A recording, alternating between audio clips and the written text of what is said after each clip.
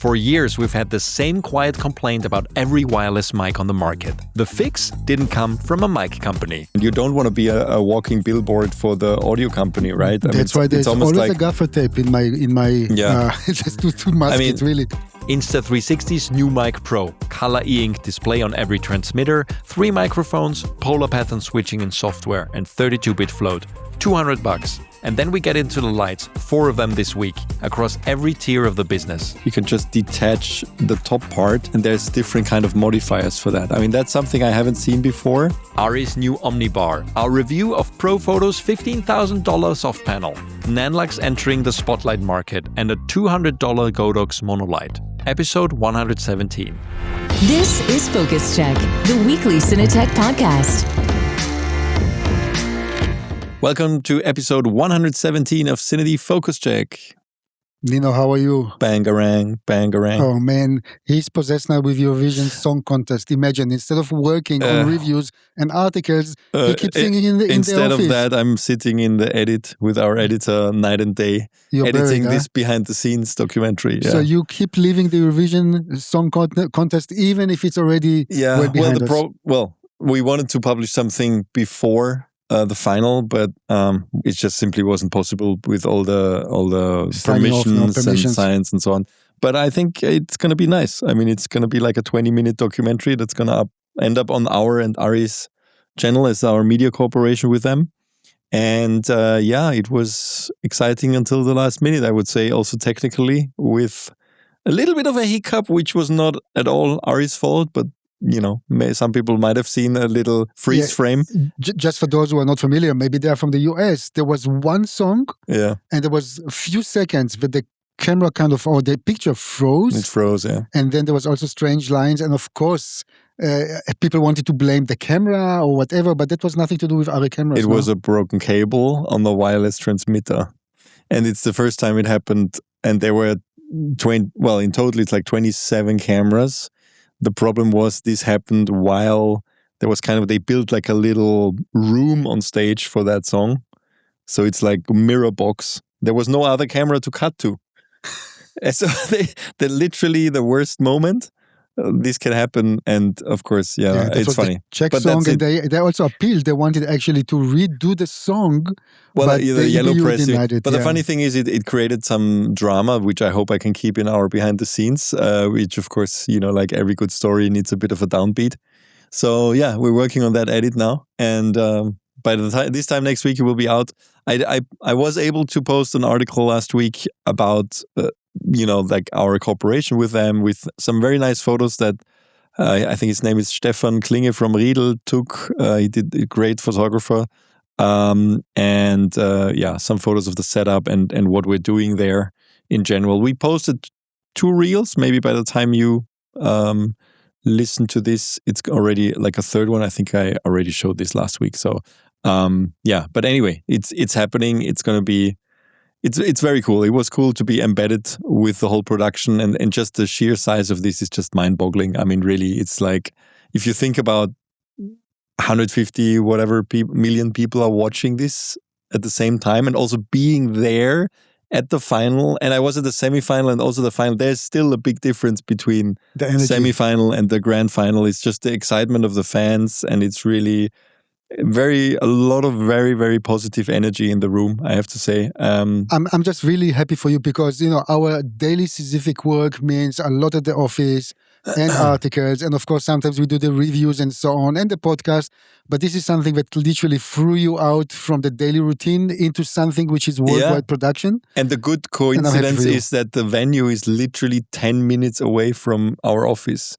So it was very easy to pop in and out. I mean, it wasn't easy because of security and all the the accreditation, but it was very close, right? So I was able to go in and out and just be there when I'm needed and go back. So but anyway, good memories. Okay, what else? Hopefully next week we'll have this. So today we'll talk about Insta360, the Insta360 Mic Pro that they just released, which is quite interesting. We'll talk about our review of the Profoto ProPanel 3x2. Which Graham, our friend from LA, did.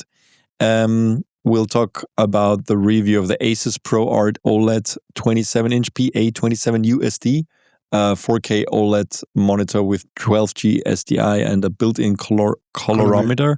That was a review by Gunther. They also released a larger version of that display this week, which is called, well, it's almost 32-inch in 4K. Talk about that too. Then the OPPO Find X9 Ultra phone, which has 8K log recording, which is crazy for a phone, and 4K 120 frames per second Dolby Vision. We'll talk about a firmware update to the Sony a7 IV version 2, which now adds 32-bit float audio. With adapter. With their adapter. With a new adapter, right? That's right. The new adapter, not the old one. We'll talk about our, we just did a webinar, our first live webinar for MZ, which was free to attend and actually was such a success. We'll do a lot more of those. It was called A Mighty Cut, and Masha Dekova was talking about, like the power of the edit and what the edit can do. And it was such a great session. We had so many people attending live and also so many great conversations and questions and a quiz. We'll do a lot more of those. I'll just talk a little bit about that. And we'll talk about the NANLUX Matrix 2500B and 2500C, which are really large 2,500 watt fixtures for lighting arrays. So they're going into this market. We'll talk about the, I never know the name, Thypoch Voyager 2450 f2.8. That's a brand by DCO Film. Daughter company. And it's their first autofocus zoom for E-mount, which is interesting. And it's supposed to replace kind of 3 fixed focal lengths. That's how they market it. We'll talk about our educational article, The Visceral Subjectivity of the SnorriCam. People might know the SnorriCam. That's kind of the rig that films the actor with the camera rigged to the actor's body, which gives a very unique kind of point of view, if it's pointed at the actor, of course. And another bit of light news, the Godox RS100R they were already introduced about 2 weeks ago, but we didn't talk about them before. And more lights, the ARRI Omnibars, also around 2 weeks ago, ARRI going into the LED bars with RGB bar lights. So we'll talk about that too. So let's start off, I guess, with the Insta360 Mic Pro. So we literally just reported about this. Interesting, huh? For many years, we've talked about how, first of all, there's 2 things that annoyed us, to be fair, about this very saturated market of I would say, inexpensive wireless microphones now, which started, I think Rode really started this originally with a what is it called? A Rode Go, something with Go. Yeah, exactly. Mic Go or so. Go. Yeah. I'm sorry about that. I was very bad with names. Anyway, so now we have a lot of manufacturers in this space. We have DJI, we have Saramonic, we have Holyland, of course. We have now also Insta360, which seems to be going about small rig. I mean, small rig. Yeah. Almost every company that we know and many others that we don't really know, but we get emails from them to cover very similar devices. But even before diving into the actual product, I want to say that this is maybe a sign of times, because we see the market being flooded with devices like this when it comes to audio. And that's also something that we will talk a bit later. You said we're going to talk about this light and this light and this light. It seems like there's a flood of everything: lights, lenses, and audio equipment. And when it comes to the audio equipment, obviously devices below, let's say, between $100 to $200 are kind of starting to rule the market. What we can see with this particular one, that it's also has a 32-bit float audio. So this is becoming the standard and the norm for many devices, which is really great. On the other hand, maybe because of the size, maybe because of lack of understanding, or maybe because you just targeted into content creators, many of those new devices don't have a mic, like external mic input, which is a pity, because that, of course, could make the whole experience even much better. But here, I have to say, you started, and I'm sorry I was cutting you. You were talking about the size of the device itself. So although the transmitter itself is very lightweight, I mean, it's really almost nothing, but it's quite big. But here it's big with a reason, and that's the first time that we see a company which is using the space in a very clever way. It has like a e-ink screen, and you can literally put your logo in or some predefined logos, which make it a bit funnier and easier. But at the same time, I want to say we are here to talk about a device not only because it looks nice. I can only hope that it also sounds good. But yeah, I mean, I think it's a very smart move on them. I mean, it's something we've complained about for like when the first ones were released, like Rode and then DJI, and almost all of them put their logo on.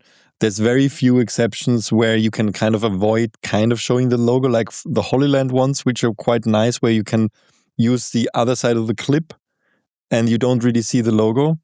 I think it's in the Lark series. But basically all of them show the company logo, and you don't want to be a walking billboard for the audio company, right? That's why there's always a gaffer tape in my just to mask it, really. My biggest issue is that the devices are quite large. I mean, I don't want to, ideally, like you want to hide a lav, even a lav mic in professional video, we want to hide that. But it's become such a normal thing, especially for influencers, to show that. There's a million Instagram videos where they hold the thing in the hand as if it's like a hand mic. It's normal now for some reason.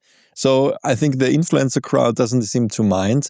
But I think this will be very successful basically because of that idea of putting e-ink display on top, which is literally a colorful display. It's not just a typical e-ink display is black and white. This seems to have full color. You seem to be able to put your company logo on. I mean, actually it's round. It'd be good for the CineD logo. So, of course, I think that would be very successful because of that. But yeah, when we talk about audio quality, I mean, they say they have actually 3 different mics built in, and it's a, let me see, like omnidirectional, industry first high performance 3 mic array with polar patterns. So conventional wireless microphones rely on a single omnidirectional capsule. The pickup pattern is fixed, and they say that because of those 3 microphones in each transmitter, that digital signal processing dynamically combines their input to emulate distinct polar patterns selectable from the receiver or the Insta360 app. So they say can adapt to the scenario where you are shooting rather than the other way around. So I think they do a good job at demonstrating what it's supposed to do in the video. If you are in a loud environment, you can basically cut out the background noise. Yeah, so one receiver will actually accept 4 transmitters, which is also very nice. I'm actually quite interested in the noise reduction, because so far, having a noise reduction in a microphone, it's a good idea, but usually the implementation of such an idea will end up that you sound like you're sitting in the toilet. Sorry about this. You know what? In the bathroom. Yeah. And one of the reasons, and that's why I was always wondering if it's technically not possible to capture a certain stamp. Meaning, if we have headphones, let's say I have a Sony noise cancelling headphones, I'm flying from A to B, I have this button to press, and then the headphones will capture like a signature, the noise signature, and according to that, it will adjust the noise reduction. And what I'm always surprised to see that in those microphones there isn't something like this. It's always like a preset noise reduction, meaning it can be strength 1, strength 2, and 3, but it doesn't adapt to the actual surrounding. They say it does something like that. I'm just reading what it says in the press release. AI noise cancellation is powered by an onboard NPU chip designed to reduce background interference without compromising vocal quality. Unlike standard noise reduction that can flatten or dull a voice, the NPU processes sound with greater precision to preserve natural tone and clarity. Wind, crowd noise, and ambient interference are reduced while voices remain clear and lifelike. Okay, so this is something to check, because if it can detect the surrounding noise and actually cancel it, then it's really great. But so far, I haven't seen any anything like this from any manufacturer. Usually it's kind of presets, and then it will end up that you give it up altogether. What's a bit of a red flag for me is when they say wind can be reduced, because we know like physically if wind hits the microphone, it's just destroying the audio, and you need a fluffy kind of like, I think that's a physical limitation. You're the audio expert, Felix. I don't think there's a way to cut out wind with AI. There is a wind cut, we know this, but there is not to prevent. It always reduces the quality of the recording. Right. Yeah. So, but anyway, I mean, it's great that they seem to be targeting this, and I'm sure because of the 3 microphones, it should have a better performance. I mean, we know this from phones, for example. If you look at an iPhone or the AirPods, actually, they also have multiple microphones to actually make this better if you have a phone call while you're walking around with them. So I guess they're just learning here too. And of course, the 32-bit float recording in such a device is great, as well as 32 gig of onboard memory, which means you have a built-in safety net. Very fast charging also, like 5 minutes to allow you 1.5 hours of to power the device. It's really nice. Do we know pricing? Yeah, there is a pricing here somewhere too. Oh yeah. It's quite very affordable. So the Mic Pro standalone, I guess that's just one transmitter, would be $100, and one transmitter, one receiver is $200. And 2 transmitters and 1 receiver is $330. Yeah, I think all in all, what we see, and this is somehow a pattern that we see with Insta360, is literally going head to head with DJI. And we can see this now not only in the drones, we can see this also with the microphones.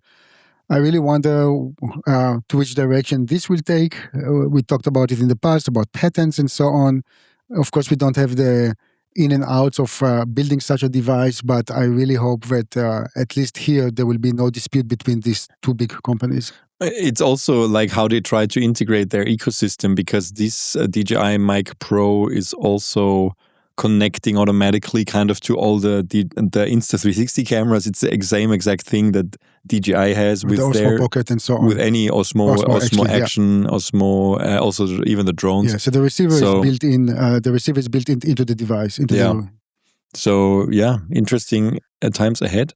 Let's see how this will. I find it funny that it's called Mic Pro because it doesn't have a lav input, but I guess that's what the influencer crowd doesn't need, because that's the pro feature that I would expect from something that's called Pro. But other than that, maybe the meaning of Pro has changed with times. No, we are witnessing a new breed of Pro. Yeah, this is the time that there are no cameramen anymore, only DOPs. So I would expect maybe I'm the last man standing as a cameraman. Who knows? But I'm just saying that that's an era that you need to sell the stuff, and everything is cinematic or pro. But I'm sure this will be. I think it has some innovations, especially with the e-ink display that will push the competition ahead to do something similar. Let's see if it's patented or this will show up also. I won't be surprised if we see 4K small displays like this. Okay, let's move on to the Profoto ProPanel 3x2 review by Graham. Yeah. So first of all, for those who if you don't know the company or you're not aware what they are doing, Profoto is actually a public company, and they are being traded in the Swedish stock exchange. They're doing quite well, I have to say. They've been really masters of photo equipment, from flashes to so on, really loved by many. And they still build their stuff in Europe. Yeah, and that's one of the reasons that the stuff is a bit more expensive. And I think about a year and a half ago, they decided to penetrate into the filmmaking arena. And we've seen more and more products coming their way. And the way they do it is quite interesting. I have to say that when you look at their products, they are very, very, very, very nice. Simply to look at as a product, the design is very nice, and they really try to innovate and make things very, very simple. Here, of course, we discussed this product beforehand, and it was like, wow, it's a $15,000 product. Yeah, this is the name is ProPanel. It's 3x2. Most probably the world's brightest LED soft panel, and so on. It's a 2,000 watt unit, and it weighs quite a lot. So the question was, I think it's like 28 kilos, if I'm not mistaken. Yeah, It and reminds me of the Rotolite thing that we the had. old one. Yeah. I mean, Yeah. actually, because Rotolite, I mean, but the brand name has moved on, but I haven't seen. I New mean, products from, actually, the one that we are comparing it here to is the cream source, the Vortex 24. That's the closest one. And the sky panel, no? Well, but the sky panel is rather old, and also the way they are built is a bit different. Also, the Vortex, the beam is much narrower. This is like 120 degrees beam, which makes it a soft light. So this product is very unique. I mean, it's within the market. From as far as we know, this is the only one currently within this space. And of course, it's not really of course, not for run and gun, and maybe not even for one-man band operation. But if you're a gaffer and you're interested in like serving bigger productions or a rental house, that might be something that you really want to look into. Graham said he brought it to one or two productions that he did, and at the beginning it's this kind of skeptical look, like, who is this brand? Because they're not very well known in the US when it comes to cinema stuff. Well, which is funny because you mentioned it at the beginning, but they're really, really big in photography. Yeah. I mean, they're like one of the top brands for flashes and so on. And like, I mean, also the name, of course, doesn't make it easy for them, I guess, because it has Profoto in the name. And but now they're really seriously going after cinema. Yeah. But he said first people were skeptic, but then when they look at the output and what it does, I think they were kind of convinced that this obviously can work. Interestingly enough, because of the output, it has 5 big fans at the back. You can, of course, change the like how they work from complete silent to. But by the way, if you use silent, it will reduce the output even maybe up to 200 watts. But if you let it work freely, there's also an auto mode. At least Graham, in his review, he didn't witness any visible or hearable sound Audible. to interrupt. Yeah.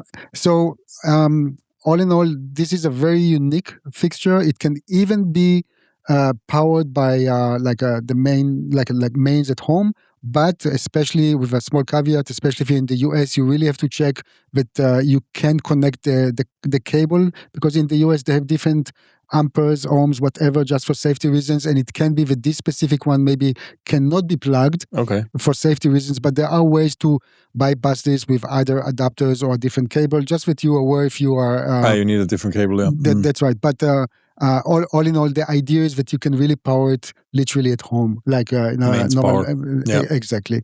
What else to say? I mean, actually, there is much more to say, and this is some of the accessories. Normally when we look at diffusers that's coming with such devices, either we like it or we just put it aside. But here, they actually Profoto designed some accessories together with DOP Choice. And this is a company that we love a lot, DOP Choice, a German-based company from Munich. Stefan is the owner, and they're doing really top-end products and very good ones. Those products are really meant to last. And here, together with Profoto, they designed different accessories, grids and diffusers. But maybe the one that I really like is there's a mask kit, and it's actually quite interesting. You can literally block part of the lights with black and just allow certain path to shine through. So it can be a circle, it can be a square, it can be different stuff. And actually, I think it's a very, very innovative idea, very nice, because sometimes, you just simply don't need the whole thing on a set, and then it's actually extend the usability of the actual fixture. I think it's very nice, and it's actually not that expensive. Yeah, when it comes to color accuracy, daylight or tungsten, the device is very accurate. I mean, it's really amazing. I think it's one of those rare times when I look at the numbers that Graham came up with. Those are very convincing. Yeah, so this is obviously something to look at if you're a rental house, if you are a working gaffer, or just a production company that does large-scale productions.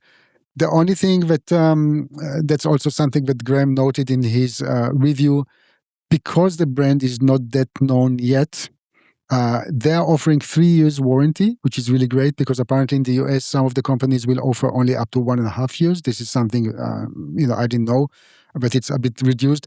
But of course, when you are talking about pro usage, you want to make sure that you have service. Every time that you need it, there is accessible service. And I guess that this is something that Profoto will have to work. Again, I'm not so much aware of how the infrastructure for service when it comes to the US, but I really hope that they are kind of well spread. And if not, I'm sure that will be on their radar because at the end of the day, they are fully aware what it means to produce and deliver and distribute a professional product. Cool. So it's not it's not, I mean, you mentioned at the beginning, it's really targeted at the high-end productions and rental houses. So we're talking about a price of $15,000 or 12,600 euros. And I think it's already available, right? It is available. I mean, of course, I think at the beginning, it's always like a special order. If you click on the B&H or CVP link, I just want to quickly say that some of the accessories will set you back for, where is this now? Sorry. The internet is playing tricks on me. It's around the snap bag from the OPPO that was co-developed is like $1,000. And if you want this kind of mask kit that I talked about, it's actually very affordable. It's $150. It's a cool idea. Actually, I want this for all kinds of, for 1x1 lights as well, maybe. That's right. With too small, I guess. That's right. But, but you could have it for a Chimera, as a masking kit for any. Well, Chimera and the OPPOs are one of those. I think those are. a softbox. I said Chimera not as a brand, but as a softbox. As a softbox, like for softboxes in general, even round ones. It would be nice to have a masking kit like this. But usually that's what you use in the professional world, Chimera or the OPPOs. Yeah, that's about it. Anything else that you want to know about? I mean, guys, I really recommend that you watch this 22 minutes review. I think it's, may I say, we did a good job. Graham did really well, and it's covering everything in and out. And also a shout out to Luciano, our editor, who was sitting for days just to make sure that that's nicely put together. Very well done. Yeah. Looks very nice. I mean, that's definitely something that can live in a studio, kind of, and hang on the ceiling and just be available. The color accuracy is really unheard of, almost, right? That's right. In terms of the output you get and the consistency you get. If you look at the graphs, it's really impressive. I mean, we are here. All the DLCI ratings are over 90, very close to 100 in every single regard for every color. That's amazing. Yeah, and it is a special order. I double checked, so of course this is not something you just click and buy now. Yeah, I think after you made a decision, you probably have to wait a little bit for that. Yeah. Okay, let's move on to another review we posted, which was a monitor review of the ASUS ProArt OLED PA27 USD.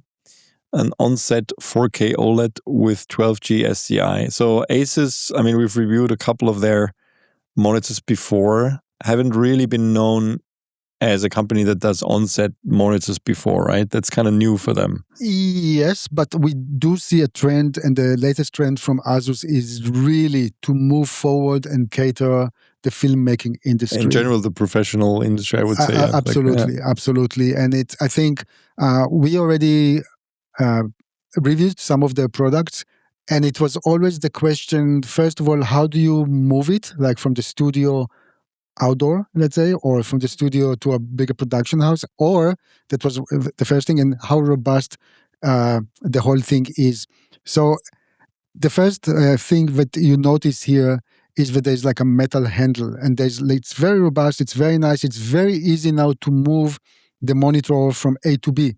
So obviously ASUS is first listening, and second, they are aiming again for this market, that it's not anymore like a monitor that sits on a table and that's it. That's one thing. The second thing that you will notice that it has 2 feet. I mean, you can really change between the actual stand, Visa. What's the name of this? Visa Visa standard, or just put from bottom just simply two feet, two legs, plastic legs, and then of course it makes it much more much easier to use in a production, like for production, for example. I really like those feet, and I like that you can really change depending on what you. Well, for production, you would need the Visa mount with an adapter to put it on a C-stand, no? It depends. I think it's actually quite easier to put it on the table. So it's let's summarize and say that it really depends on the usage, and I like the flexibility here. If you're using it with this Visa mount, then you will see that actually it's a bit limited. You can't really take the monitor like to bend it forward. It's a bit limited, and you can't really take it down too much. That's one limitation, but this is something that we have to accept. The second thing here that it has a 12G SDI, and this is something that we haven't seen before with any of their monitors. So obviously, again, this is targeted towards professionals. And the last thing, which I personally really, really like, and of course Gunther was raving about it, is the built-in Colorimeter. This is such a nice thing. I mean, and we test it against other solutions in the market, like Spider and so on, and it's very accurate. So it's literally, it flips out. You have a whole set of tests that it will do, calibrate automatically, go back, and it's done. So I think it's very much a nice thing to have, and it feels very much like a complete package, and top this with color accuracy. This is something that also, of course, Gunther checked. This is it. Interesting. Nice, yeah. So when you look at the color accuracy of this monitor, you will see that actually it's doing really, really well. Like 100% sRGB, 95% Adobe RGB, and 99% P3. And so on. The only little issue that we found, and interestingly enough, we also found it in previous models from ASUS, it has a little bit of a high pitch sound when you turn it on. And I have to say that on the previous model, we alerted ASUS, and with a firmware update, it was gone. Of course, here we also alerted ASUS, and we asked them to look at this, and they promised that their engineering team will take a look, and hopefully this is something that can be tackled with a firmware update. But other than that, I think it's a very nice model. And of course, one more thing, that the Delta E, this is again talking about color accuracy, is very good. Yeah, it's almost like advertised, around above 1. So, yeah. Nice. So this is an OLED screen? Sorry, around 1. I'm just saying it should be around 1 in order to give good color accuracy, and not above. Some of the colors are a little bit above, but nothing that really affects the color accuracy here. Last but not least, I want to move quickly, because this is something that some people already also wrote us, hey, this is maybe too small for me, I want something bigger.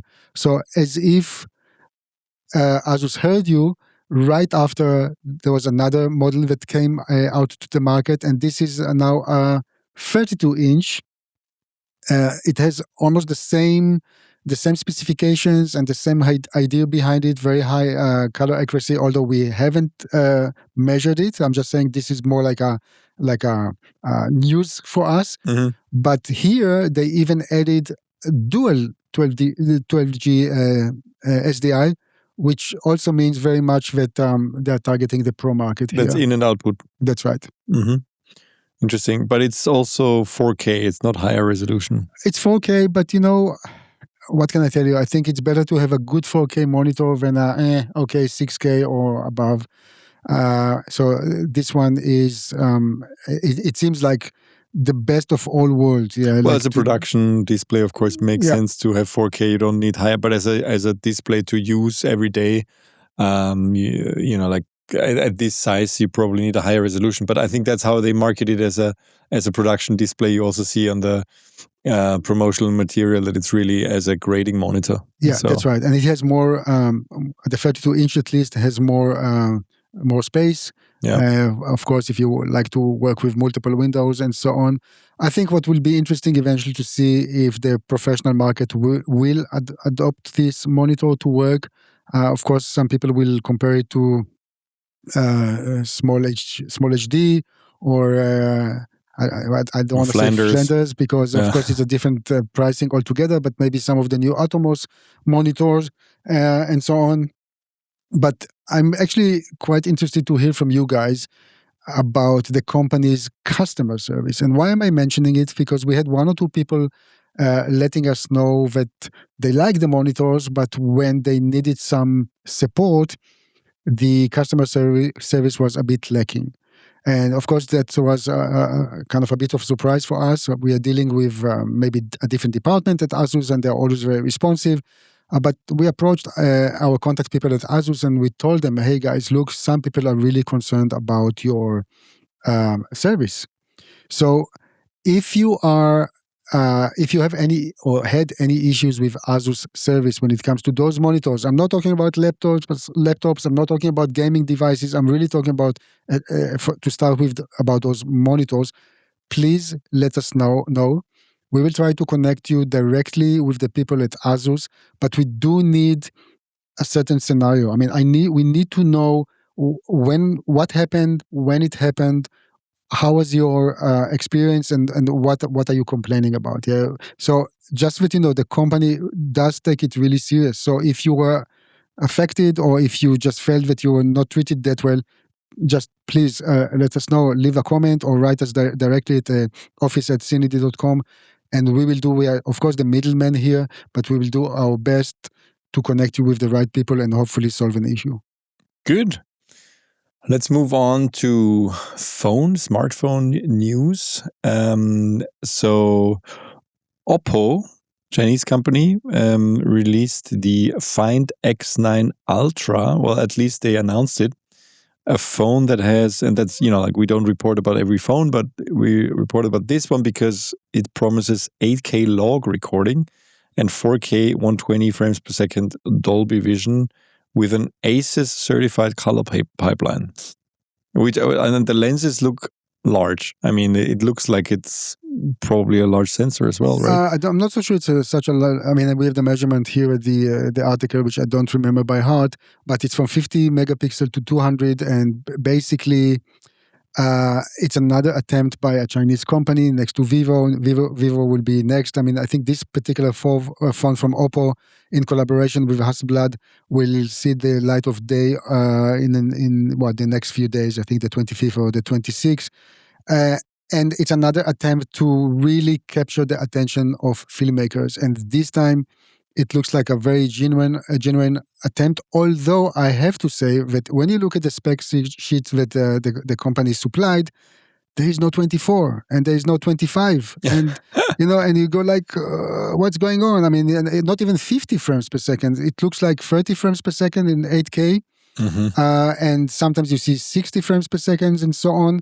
But I think this is something that we have to literally look at. We know also from some camera companies, when they are reputable ones, at least in the past it used to be, let's say, 4K 30p, and then you find out that what they mean that it's up to 30, and the in between, the 24, the 25 is still, exactly. So this is something that we still need to clarify. But all in all, I think it's quite interesting that we have this offering with a new, like a generation 2 of their like log picture profile. You can import LUTs, you can even embed the LUTs while you're filming. So this is obviously something that is not like made like an afterthought. I think there's a really, maybe a Hasselblad here is kind of put a fingerprint, and there's of course a collaboration together with Tilta, which actually has a ready-made kit for this specific phone. For their Chronos setup. Yeah. That's right. And if you need even more when it comes to actual accessories, just that there's like this. I think in the photo, like maybe the main photo, you see that there's like OPPO and the Hasselblad. It's very, very visible, but that's actually an accessory. You put it on the phone, and then you're able to also connect a 300 millimeter lens. This one? That's right. That's like a custom lens? Or? That's a custom lens.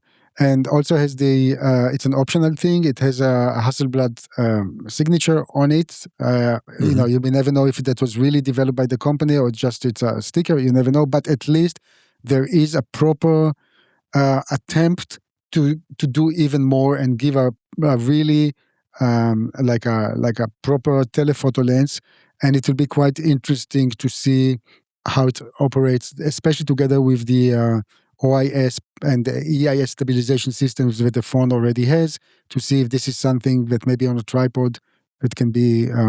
But it's still basically a lens that's put on top of another lens, right? There's not really a lens mount of any kind. So you basically look through the lens that's already built into the phone and put these on top, right? You can't remove. You know, we are not there yet. I mean, I have to say, I have to be a bit cautious, because I think about 2 years ago, we were like, the mobile phones will rule them all when it comes to filmmaking. And we see that it's happening, but maybe a bit slower than I personally anticipated.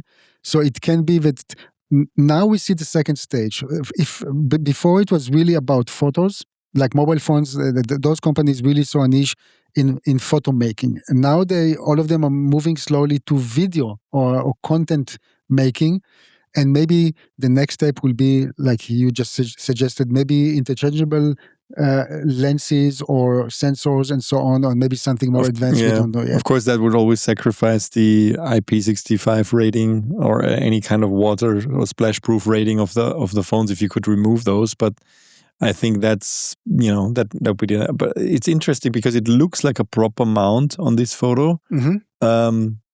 But I don't see. You need a mount. I guess you need. Oh, it's an adapter, actually. There's an adapter that's on top of this. Yeah, that's what I'm saying. That's the case comes with a certain adapter, and then you literally snap in the lens on it. Okay. By the way, if you quickly will go, you will see that Vivo has a similar solution. I don't know if you want to Google quickly Vivo with a telelens. Yeah, there's a similar solution. I'm not 100%. We reported about this in March. There's a with a size lens. Yeah, exactly. So obviously, this is becoming something which is interesting also for the companies to cater our field, and I'm very curious to see how this will evolve in the time to come. And also, this is kind of in a bracket to see how Apple will react to this, because obviously those Chinese companies are coming up with innovation, and how long, I don't want to say that Apple is behind, because it's not that they are, but obviously we can see some elements that Apple simply doesn't have. Well, I think we'll probably, that's all just speculation, but at some point we will see a phone manufacturer release a phone with a main camera, at least, that has a flexible aperture, because that's what's still missing, right? So of course, larger sensor would always be good, but it always comes at the sacrifice of making a phone thicker, because you will need a lens that actually would protrude more out of the body. I think that's why there's always this kind of give and take. But if we had a flexible aperture, I think it would make a lot of things easier to implement, and that's something that I look forward to. I think we will see the first ones this year. Maybe even from Apple. Let's see. I don't know, but just to say, I said the visibility of the phone will become on sale on May, but maybe in Europe only around June 15th. There will be two versions. May is almost over, so May. That's true. No, I mean, like in 3-4 days, it should be. Maybe more information will surface. There will be two different versions with 512 gigabytes and 1 terabyte. I think that's what we know about this phone in particular right now. Cool.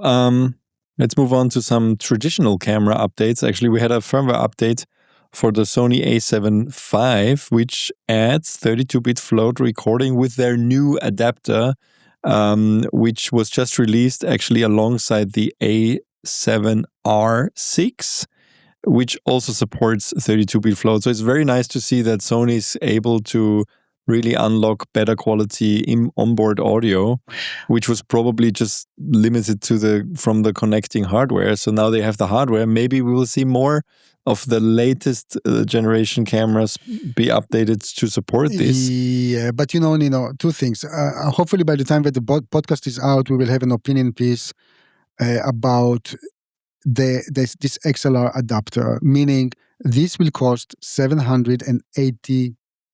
What? Yes, the It's got adapter. that much more expensive? Yes, and it's at CVP, it's 633 euro. Oh man. So this is the thing. I mean, it's like, why is it so expensive? That's one thing. And there are other solutions. Maybe they're less nice and clean, but we have so many recorders that actually record 32-bit and also transfer it into the camera, like HoloLens is doing those for sure. And then you ask yourself... And you don't always need XLR, because this adapter adds two XLRs, which means you cannot use the 3.5 mil jack I'm anymore. not so sure. This is because, like, with the Panasonic cameras, you can, for example. Yeah, but you will not have the 32-bit 32-bit float. I mean, it's not that you suddenly can... I mean, if you have to go through the adapter, you have to go through the adapter. And I don't even know if it has the adapter itself probably doesn't have a 3.5 millimeter input. Yeah. So you are forced to use an XLR cable. Yeah, I'm just saying it's nice and it's really great that Sony is offering something like this, but I think it's at a price which actually keep it without, it's not within the reach of many. And of course, it's like supposed to be like a professional device or give your camera like a professional. Yeah.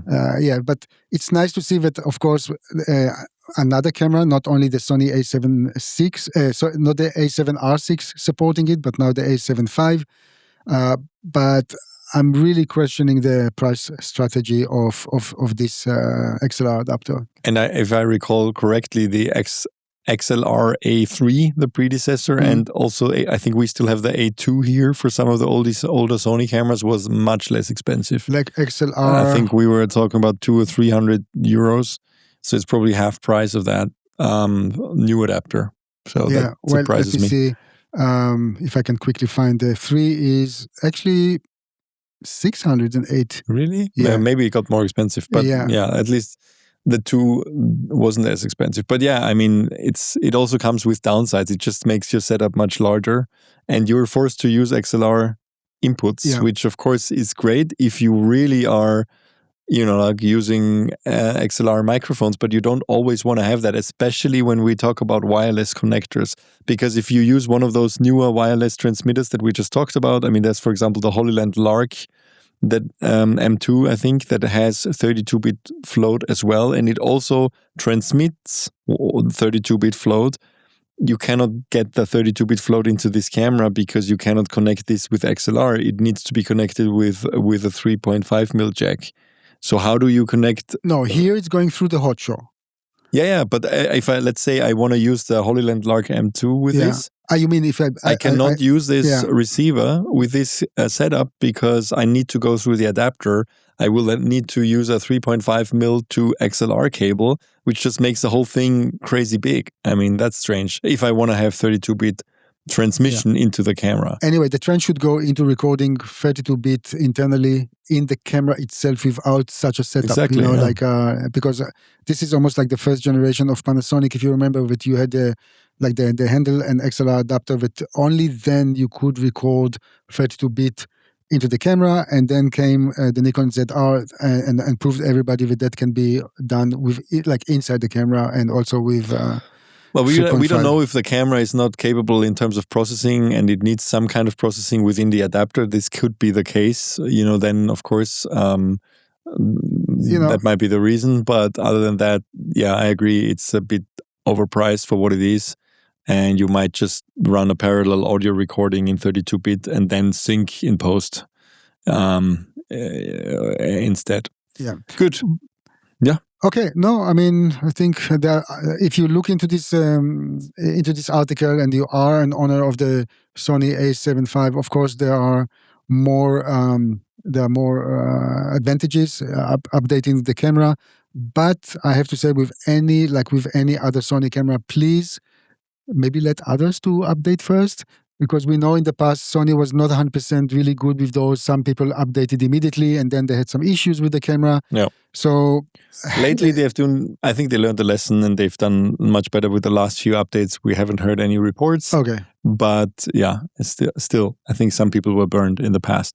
Okay. Okay, let's move on to some lens news. The Thypoch Voyager 2450 f2.8 was released. That's the brand's first autofocus zoom lens for E-mount. Now, this brand, you might or might not have heard of them. They're a sister company of DCO Film. And I think it's basically the phototype lenses from DCO Film. It started like this, but obviously they are moving into. Yeah, but I mean, it's not like it. Like they don't have gears. They don't have hard stops and stuff like that. That's for sure. And so basically, so far they've really built a reputation on kind of character-driven manual focus optics, like the Chimera line, and now it's changing because this is the first native autofocus still zoom. They call it also still zoom. Of course, you can use it for video, which is why we're reporting about it. Interesting move, I think. I mean, it's a f2.8, so it's not super fast. It's just kind of normal. What we expect from a like standard zoom. However, they seem to target still a replacement of prime lenses, and they have some very nice character, I have to say. If you look at the photos that they supplied, maybe the resolution is not good enough here, but they look quite nice. Like they have a nice bokeh, quite a soft rendition of the highlights, as well as kind of a little bit of a starry effect on the highlights, but not too intense. So I like the softness of it, the character of it, and it's their first autofocus design. And of course, I mean, it's compatible with all the latest Sony alpha cameras that, of course, all support autofocus. And it's also, I mean, pricing, of course, is quite competitive. We're talking about $650 or 570 euros, and introductory price is a little bit lower. When I saw this lens, the first one that came into my mind is a lens that I'm using almost on daily basis. This is the Sigma 18-50 f2.8 lens. But this is an APS-C one. I use it mostly with the Fujifilm, and of course we're using it in our exhibitions and sometimes for run and gun stuff. And that's like a $660. So obviously, Thypoch took it to the next level, offering a full frame lens at a very aggressive price, which is almost similar. Same, f2.8, and of course a little bit narrower. I mean, I like the 18 and full frame. Exactly. So I like the 18 because it's APS-C, and here that's kind of to compensate with the 24. That's fine. That it goes only to 50 mil, of course, keeps it relatively small compared to the standard 24-70. More than enough, so many times, really. So for run and gun stuff, this is really portraits. Perfect. That's right. Only thing for now, it's only Sony E. I don't know if it's because they are limited to use other mounts, or they are aware that they might get in trouble if they are doing other mounts. So they kind of went on the safe side here with the Sony E. But this is something that, of course, we can't know. Right, let's move on to some kind of smaller and bigger light announcements. Actually, let's start with the ARRI Omnibar. That was already, we haven't talked about it yet, but this was kind of announced 2 weeks ago. So ARRI is kind of giving a strong signal that they're still in the lighting space. Of course, there was, when news emerged for the first time that ARRI was up for sale sometime last year, there was some rumors that they would exit the lighting business, also because there were quite a few jobs cut. But they, like we know from the interview we had with them at NAB, and also in general, that they are very committed to the lighting space, and that they already promised that there would be a couple new products coming, and the first one is the ARRI Omnibar. So they are entering this like LED bar space that has really been dominated by aperture Amaran, and also NANLUX, and to a smaller degree also Godox. And it's a completely new space for them, and they try to be a little bit different there.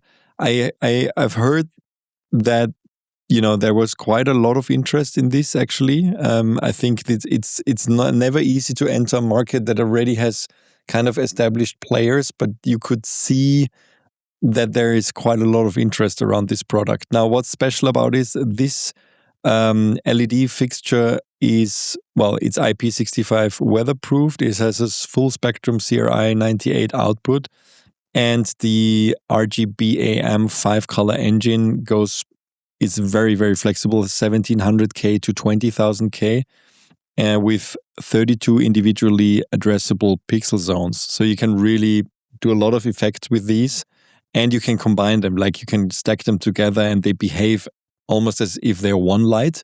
They come in 2-foot and 4-foot lengths. They have, of course, you can daisy chain them like that and kind of make them longer.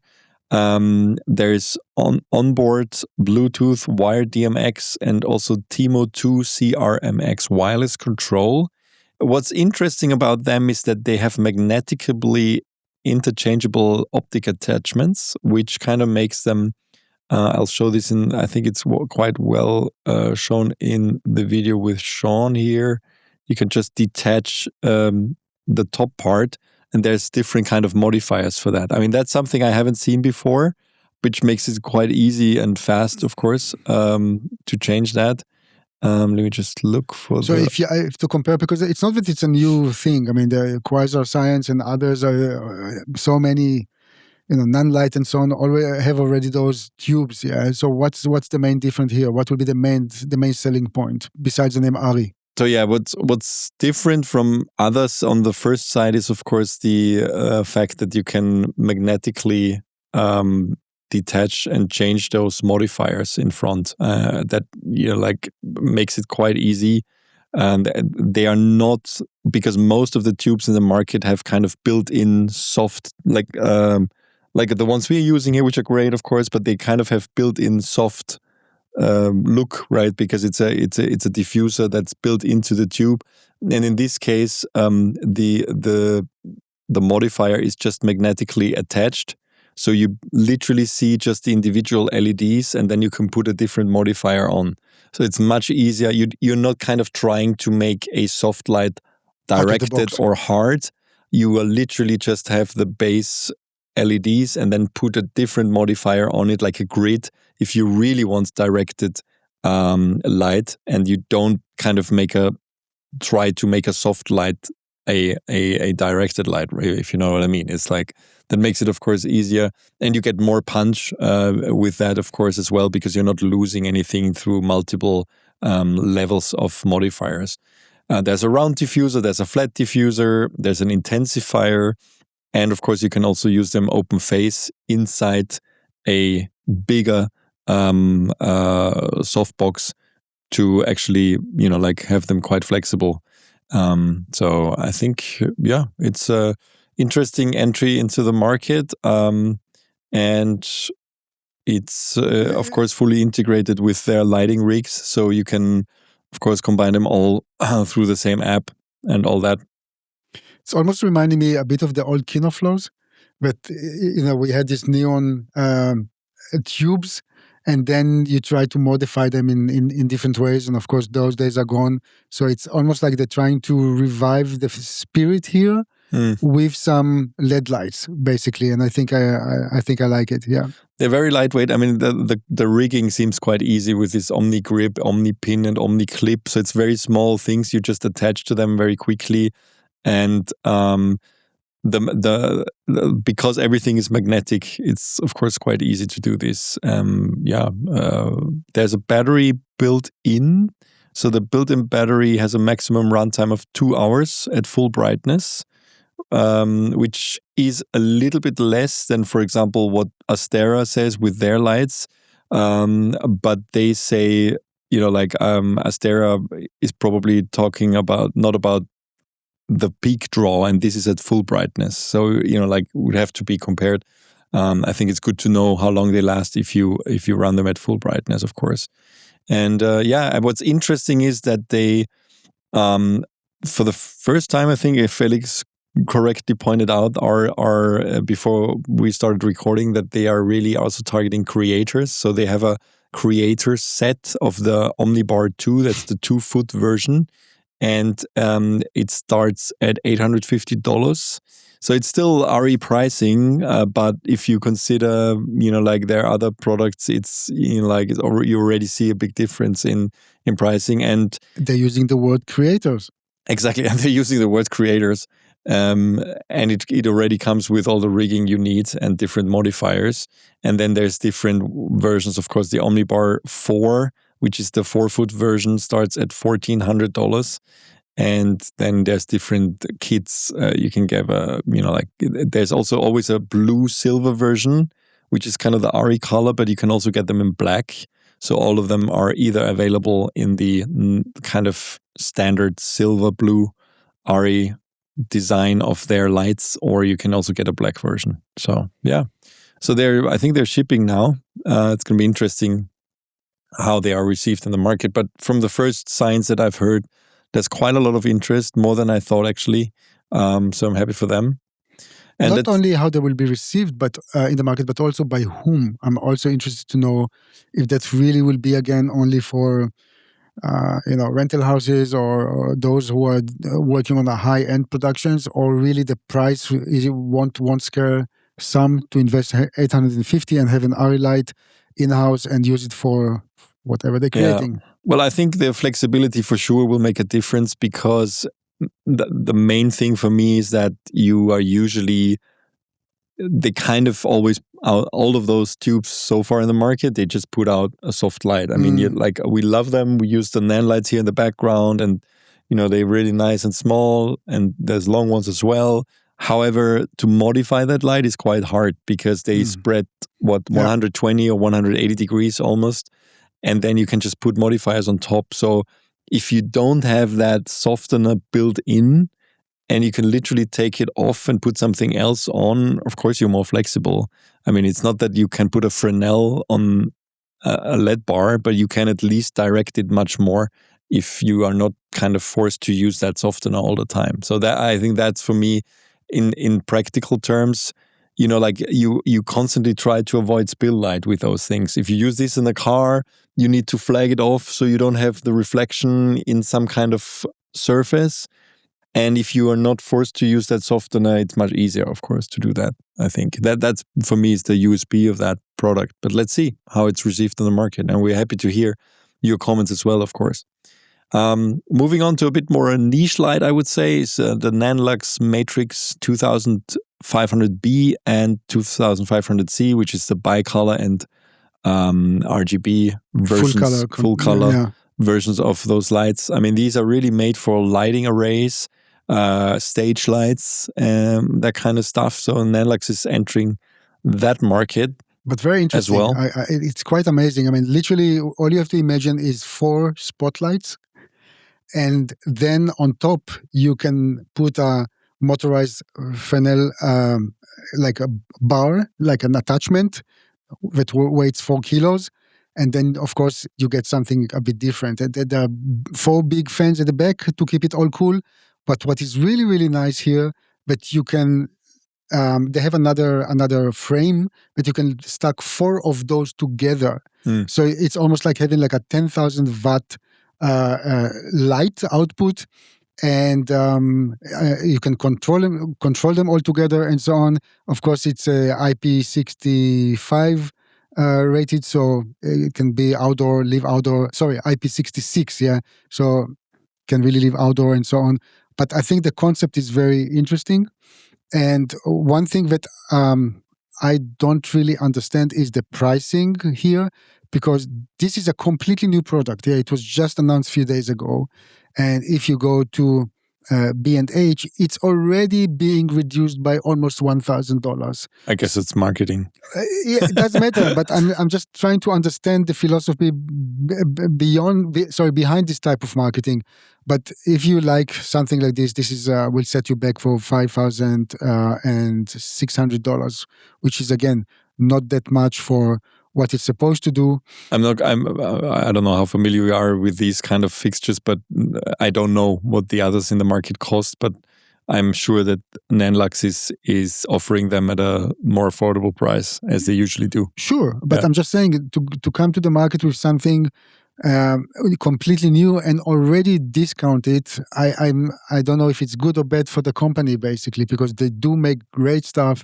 They're already very competitive with pricing, so why not to already kind of give it an affordable price without save 1,000 before it's even it's a new item coming soon. Yeah. Well, let's put it this way: you wouldn't have talked about the pricing if it didn't show up as reduced. So if they had introduced it already for that price, it wouldn't be a news headline. So. Okay, can be. And by the way, they will also have the same version with a flight case. I think this is quite common now for NANLUX, where they have two versions. One is just the light itself, and then you can of course purchase it together with a flight case. So so they fully go into the spotlight space. So at some point, I mean, of course, it's just cool that, I mean, we control our whole studio here with the NanLink app. Everything, every time Felix switches on the lights, it's literally a few taps of the button on the iPad in that app, and then the same when we leave. And of course, I mean, to have this fully integrated also with spotlights like that for a stage, which of course have all the other connectors you would expect from a professional light like that, makes it much more flexible. I think that ecosystem thing makes it, in general, for gaffers, and they all the lighting manufacturers try to be as compatible as possible with all those lighting systems now, because I think that out of convenience is such an important thing, just to really be able to switch on all the lights at once and modify them individually through one app, and all the different apps that are out there has become very, very important. And I think a lot of the spotlights in the market they are probably from other manufacturers that are not even in the film light business. So which means, of course, you can DMX control them and so on, but you won't have this app connectivity, which makes a lot of things, I think, a lot easier. Did you, by the way, when you saw the Eurovision Song Contest, some of the setups over there, of course, there was a lot of lights, which... Incredible. I mean, that might be something that they could have used also. I think they had this, I don't know what they used, but they had this incredible 4D rig, which was literally moving up and down. I don't know how many, probably 50 or 100 different spotlights hanging from the ceiling, which could be operated in all axes. So they were almost doing like wave movements. It was incredible to see. I think I actually have on Instagram, I found the lighting designer, and he was raving about how cool he found it to actually be able to control this. Yeah. So this was like the light design in general was one of the most impressive things, like how far this has come. Every single one of those fixtures was motorized and able to move up and down. Pre-motorized, like you literally... During each performance. So they would, they have this...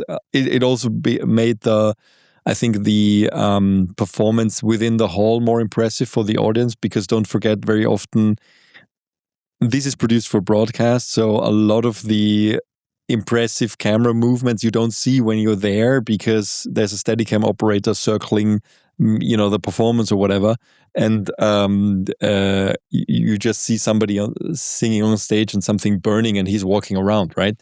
And then the resulting image is quite impressive. However, those things you were able to see when the lights were literally moving and doing things, it was quite impressive to see. Do you remember the brand of the I don't know the brand. No, I didn't see what brand it was. From the stage, I'm sure it was more stage lighting, but I don't know. No, I don't know. All right, another small light news is the Godox RS100R and bicolor, high output for mobile production with a versatile accessory system. So this is a very small light, I have to say. I think this is more like it's complete opposite of what we just talked about. Seems like a tiny light that can travel with you, kind of a cylindrical S-mount monolight with a built-in battery with up to 28,600 lux at 1 meter, which is crazy. And it starts at $230. So it's very small, and you can put a ton of different modifiers, including a softbox, a Fresnel, a spotlight attachment, and all kinds of different things on top of it. Remind me a little bit what NANLUX introduced a few weeks ago. Yeah. It's all built around kind of an ecosystem where there's one particular light, and then you can have a different modifiers. I think this image can show quite nice. This I found a bit later, but it really has the light in the middle and then all the accessories around it. It's tiny. I mean, it's really small. And of course, I like in general that there seems to be a trend now to make those small tube-shaped lights that are even smaller than the standard COB, because you can always put a modifier on them, and you can always make a hard light soft, but you can not make a soft light hard. So it's always the same. And this you can use with a little softbox and then have your interview light, but you can also put a gobo on it, and you can put a Fresnel on it, and have all those tipper. You can use it as a kicker light, as a background light. It's just a lot of flexibility, I guess, if you have 2 or 3 of those. So quite interesting. Not going to dive into details, but of course app controllable, RGB version, bicolor version, and so on. And starting at, well, it says $320 here. Well, actually, no, the bicolor version is $180 at B&H, and the RGB version is $320 at B&H. And then there's a modifier, projection attachment kit, and of course also soft boxes and stuff like that. So check it out if you're interested in a very small tube-shaped mobile light with a built-in battery. All right, and let's just round it off with 2 MZ-related news.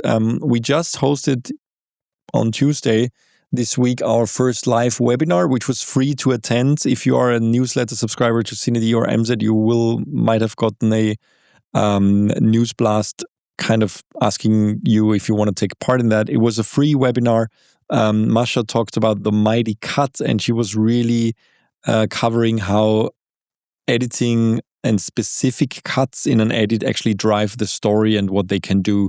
She went to the basics of editing, going back to the Kuleshov effect when filmmaking was invented, and then all the way up to modern examples and how simple cuts can actually change the story and the storytelling. It was really, really popular with a lot of people attending live with a lot of questions. It was free to attend, and I think it was a very good experience for everybody. There was a lot of questions answered live, a lot of discussion going on afterwards as well. And we'll do those more regularly. We plan to do those storytelling sessions, as we call them, around once a month or once every 6 weeks, and also do more regular live events for the MZ audience and CineD audience in general. Those are free to attend when you attend live. The recording of this will go into the MZ Pro library. So if you're an MZ subscriber, you will have access to the recording of this and just, educate yourself afterwards. This will go live in 1 or 2 weeks, and then you're able to check it out. And that's true for all the upcoming ones as well. The next one will be announced in the next couple of days and will probably happen at the end of June. And you will again be free to attend. And there will be a sign-up link with an email reminder that you're signed up. So don't miss that.